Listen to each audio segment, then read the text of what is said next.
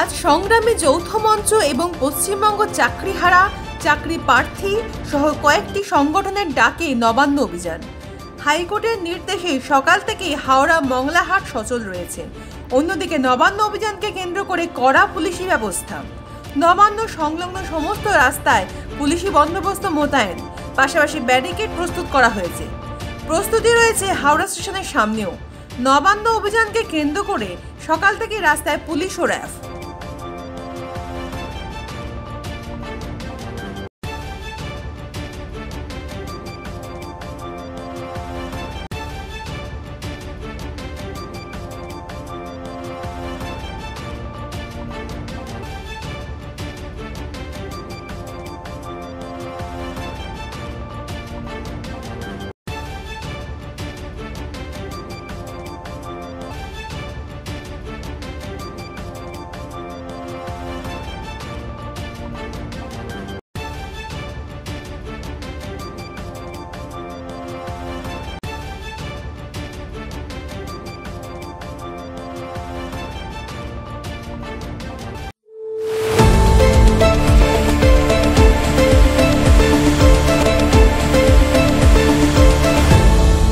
আপনারা দেখছেন এই বেলা বাংলা, শিরোনামে সবার আগে।